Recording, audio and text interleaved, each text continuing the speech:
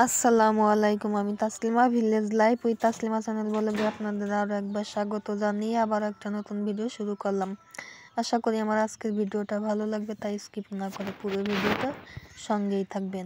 এখানে আমার রাজহাঁসটাকে আদর করতেছে আমার মামাতো বোন, আর এখানে রাজহাঁসটাকে কিছু কফি কাইটা দেওয়া হলো। রাজহাঁসটা খাইতেছে, কারণ 1 মাস ডিম দিয়ে বাচ্চা দিল, বাচ্চা বিক্রি করলাম। এখন হাঁসটা একটু পাতলা হয়ে গেছে, আর একটু কফি খাইলে একটু মোটা তাজা হবে। ও তো আবারও ডিম দিবে, তাই একটু ভালো করে খাওয়াইতে হবে ওকে। আর এখানে আমার করলার মাছটা তো খালি হয়ে গেছে, এখানে আবার ধুন্দুল লাগাতে হবে।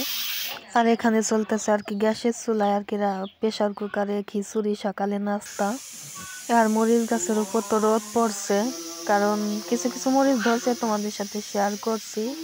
আর বেগুন গাছে তো বেগুন ধরছে মাশাল্লাহ, এখনো খাওয়ার উপযুক্ত হয়েছে, তোমাদের সাথে ছিলে শেয়ার করব।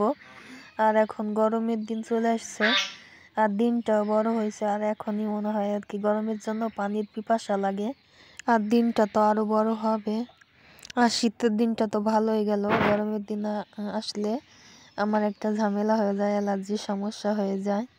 আর খুব ছোট্ট একটা ভিডিও শেয়ার করলাম, আশা করি ভালো লাগবে, তাই লাইক দিয়ে পুরো ভিডিওটার সঙ্গে থাকবে আর সাবস্ক্রাইব করে আমার পাশে থাকবে।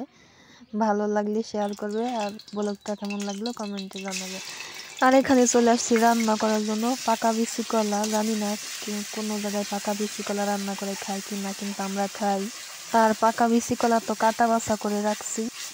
আর চুলায় কড়াইটা বসিয়ে তেল দিয়ে আর কি মশলাটাকে দিয়ে ভালো করে কষিয়ে নিলাম। আর এখানে মশলার ভিতরে আছে আদা বাটা, রসুন বাটা, জিরা বাটা, দুইটা গরম মশলা বাটা, কাঁচামরিচ বাটা, আর একটু পেঁয়াজ বাটা, আর ধনে গুঁড়ো, আর একটু হলুদের গুঁড়ো, আর লবণ দিয়ে ভালো করে কষিয়ে এখন মানে কাটা বাছা করা কলাটাও দিয়ে দিলাম, আর ভালো করে নাড়াচাড়া করে নিলাম এখন। আর উপর দিয়ে দিলাম একটু চিনি আর একটু পানি, কারণ এখন শীতের দিনে বিচি কলা তো মিষ্টি হয় না, তাই আর কি যতটুকু চিনি দিলাম আর কি হালকা মিষ্টি আর ঝাল ঝাল হবে। আর খাইতে কিন্তু খারাপ না, তোমরাও ট্রাই করতে পারো। আমার তো বেশ ভালো লাগে, আমার পরিবারের সবাই এটা ভালোই খায়। আর আমার কলাটা পাকা ছিল, রান্নাটা হয়ে গেছে। আজকের মতো আসি, দেখাবে নতুন কোনো ব্লগে। আল্লাহ হাফিজ, আসসালামু আলাইকুম।